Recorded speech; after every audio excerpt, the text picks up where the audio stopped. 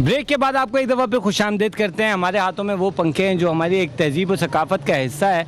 लगता यह है कि तहज़ीब और सकाफ़त मेरे ख़्याल में हुकूमत चाहती है इसी तरीके से हमारे साथ में हाथ में रहे कि अगर वो बिजली हमें ना पहुंचाए, क्योंकि वरना ये सकाफ़त ख़त्म होती जा रही है। इसका मतलब है कि हुकूमत का ये इक़दाम तो किसी हद तक जो है सही नज़र आ रहा है कि अपनी सकाफ़त बचाने के लिए वो जो है आवाम को बिजली नहीं दे रही।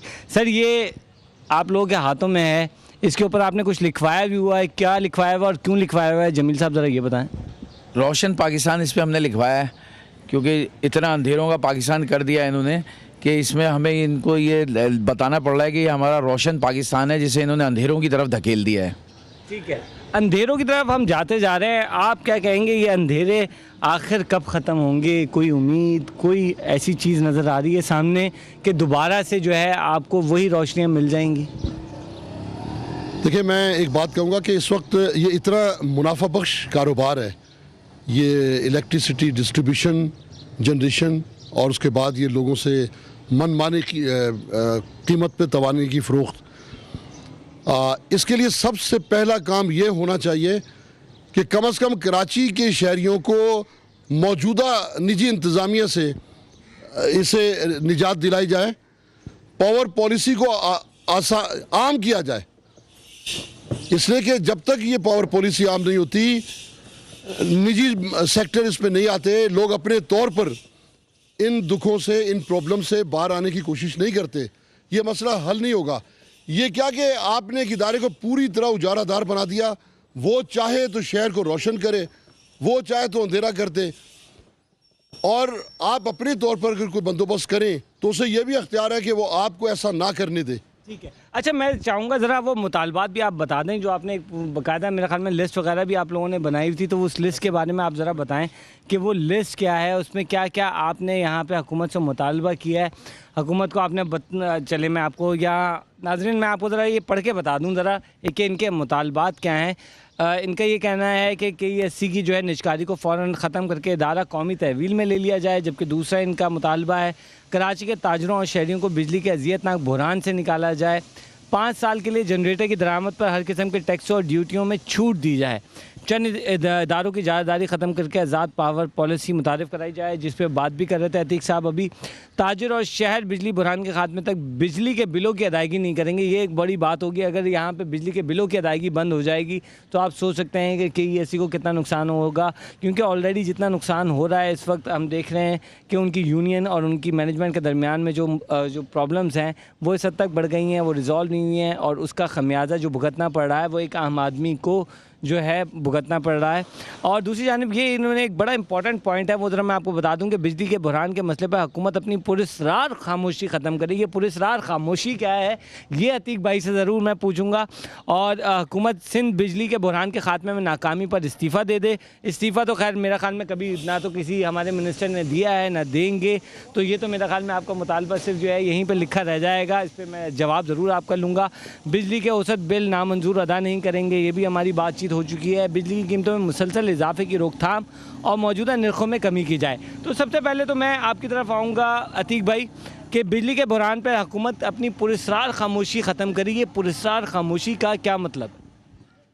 असल में ये बहती गंगा है, KESC का इदारा जो है, इसमें एक तो वो जो इनकी मनपसंद कंपनी आई अबराज ग्रुप, वो तो जो कुछ भी भंभोड़ रहे हैं आवाम के गर्दन को, वो तो एक अलग मामला है। उसमें हुकूमती अनासिर भी शामिल हैं, तो जब हुकूमत उसमें उस बहती गंगा में हाथ रंगने में शरीक है तो फिर कैसे मुमकिन है कि हुकूमत इसकी रोकथाम में दिलचस्पी रखे?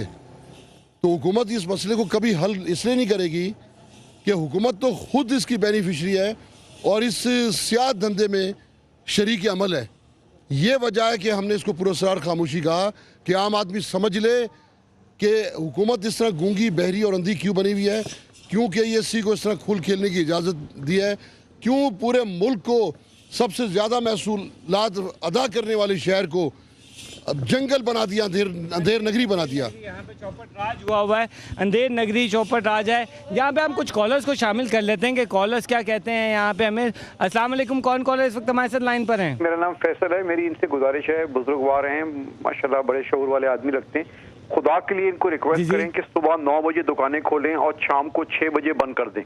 अब वो ये कहते हैं कि लोग आते हैं, बहुत तो लोग important बात आएंगे की कि आपने। इसके अलावा कोई हल नहीं है, कंजर्वेशन करनी है, बाकी बिजली तो है ही नहीं, ना होगी, और या होगी तो इतनी महंगी होगी कि लोग उसका बिल नहीं दे सकेंगे। जो 15-15 मेरा ख्याल में उनकी बात पूरी सुन लें जी, आप अपना सवाल कंप्लीट कर लें। ठीक है, ये आपका कुछ- बड़ा इंपॉर्टेंट सवाल है मेरा।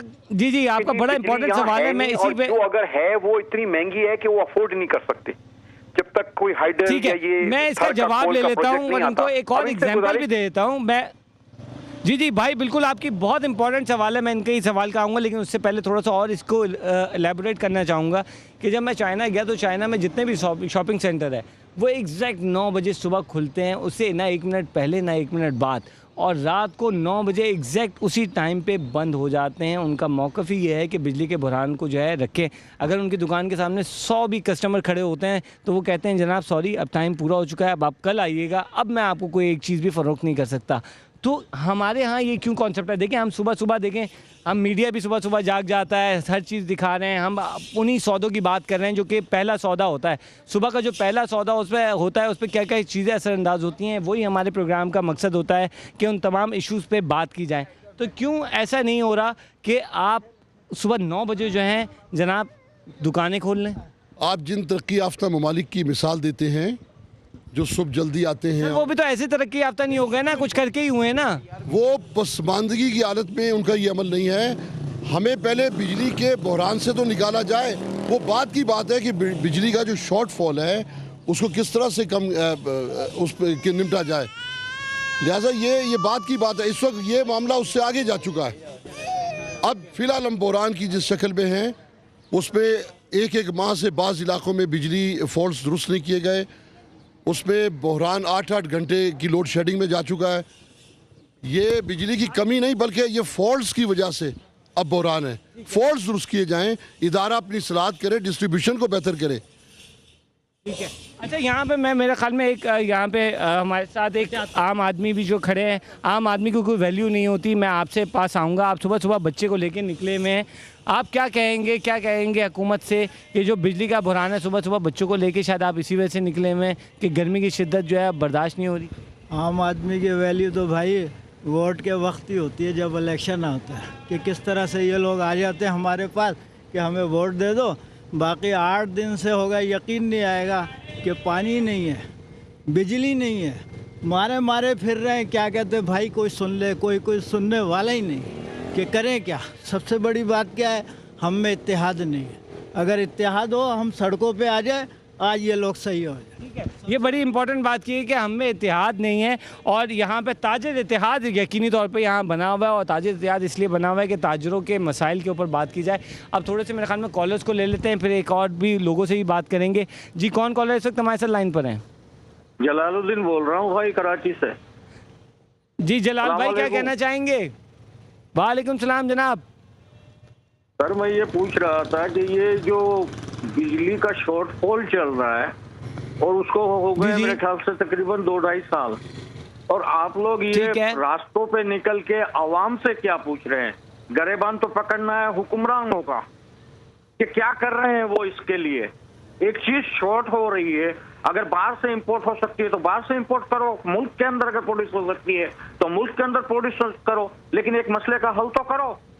3-3 साल हो जी गए। जलाल भाई, बड़ी इंपॉर्टेंट बात की है, इसका भी मैं आपको जवाब भी दे देता हूँ। साथ ही साथ में एक और जो हमारे साथ एक साहब खड़े हुए हैं, उनसे बात करता हूँ। जनाब, बिजली के बुहरान पे आप क्या कहना चाहेंगे? बहुत ही हालत ख़राब है जी, और कोई सुनने वाला नहीं, कोई सुनने वाला नहीं है। किसी को भी हम कंप्लेंट करते कोई जवाब नहीं देते टेलीफोनों पे, और इसके अलावा ना कोई आता है। रात के 2-2 बजे तक न पानी है, न बिजली है, न नींद हो रही है, न गुस्ल हो रहे हैं। नमाज पे भी वज़ू करते हैं तो मस्जिदों में भी पानी नहीं होता है। ये हालत है जी इस मुल्क की, न कोई सुनने वाला है, न बड़ा न छोटा। अच्छा, अब मैं ज़रा आपकी बात का जवाब दे दूं। जो एक कॉलर ने हमें बात की थी, तो मैं उनको एक बात का जवाब ये दूंगा कि देखें, आपको अपने लिए खुद आवाज़ उठानी पड़ती है। ठीक है, हम यहाँ पे निकले हुए हैं तो हमारा मकसद ये है कि लोगों के मसाइल के ऊपर बात करें कि जो उनको मसाइल इस वक्त दरपेश हैं उस हवाले से जो है ऐवानों में बताया जाए। लेकिन अल्टीमेटली सब चीज़ें जो है एक आम आदमी के हाथ में होती हैं, क्योंकि आम आदमी को असल में हमारे मुल्क में यही नहीं पता कि उसकी पावर क्या है। उसको जिस दिन अपनी पावर का अंदाज़ा हो गया है कि उसकी पावर क्या है तो ये तमाम मसाइल जो हैं वो बिल्कुल सही हो जाएंगे। लेकिन वजह सिर्फ एक ही चीज़ है जिसकी हमारी कमी है, वो है इत्तेहाद की। क्या वजह है जनाब ये हमारे मुल्क के जो मसाइल हैं वो पूरे नहीं हो पा रहे, ख़त्म नहीं हो पा रहे? किसकी हम ऐवानों में तो कहते हैं कि सियासतदान बुरे हैं, हम खड़े होते हैं, हम अपने लिए आवाज़ उठाते हैं। भाई मसला ये कि लाइट नहीं है, कारोबार ख़राब है सबका। अभी जो है ना सुबह से लाइट नहीं है और गर्मी है, कोई जो है ना ख़रीदार बाज़ार नहीं आ रहे, तो यही वजह है। और जो है ना सारा लाइट का वजह से काम ख़राब है। ठीक है, सारा लाइट की वजह से जो है ज़रा ख़राब है। मैं ज़रा आपकी तरफ दोबारा से आऊँगा अतीक भाई। ये मुझे एक बात, बल्कि एक कॉलर जो है हमें दोबारा ज्वाइन कर चुके हैं, कॉलर से बात कर लेते हैं। जी कौन कॉलर हमारे साथ लाइन पर है इस वक्त? अस्सलाम वालेकुम जी। हेलो जी, अस्सलाम वालेकुम। कौन सा आप कहाँ से बात कर रहे हैं जनाब? सर मैं मोहम्मद रफीक बोल रहा हूँ लाहौर से। जी रफीक भाई, क्या कहेंगे? लाहौर की तो सुना है हालत ज़्यादा ही बुरी होती जा रही है, 12-12 घंटे की लोड शेडिंग है। क्या कहेंगे लाहौर के हालत? भाई हम लोग तो इस हुकूमत में पिस कर रह गए। हम हमारा मुस्तकिल तबाह हो गया है।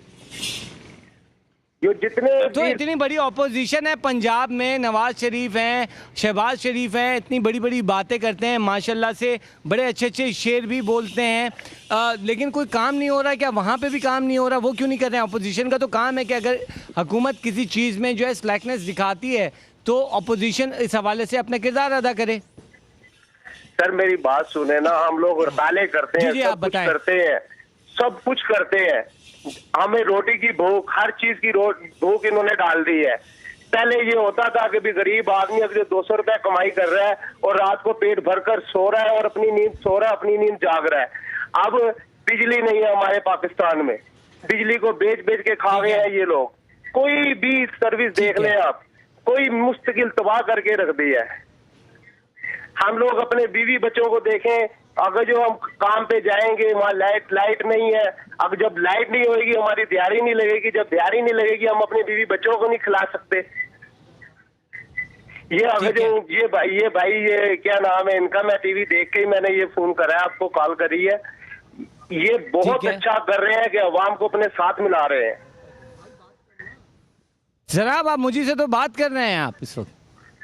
हाँ जी, आपके साथ भी बात कर रहा हूँ। और ये जो से भाई ये ताजर बैठे हुए हैं, इनसे मेरी रिक्वेस्ट है कि ये जहाज जारी रखें आप। ठीक है, जहाज जारी रखें। बहुत बहुत शुक्रिया, आपने हमें कॉल किया। उसके बाद हम ज़रूर दूसरे लोगों से ही बात करेंगे। यहाँ बहुत सारे लोग जमा हैं, उनसे भी उनकी भी रोएदाद सुनेंगे। लेकिन यहाँ लेते हैं हम छोटी सी ब्रेक के बाद वापस आएंगे और यहीं से अपना प्रोग्राम जारी रखेंगे।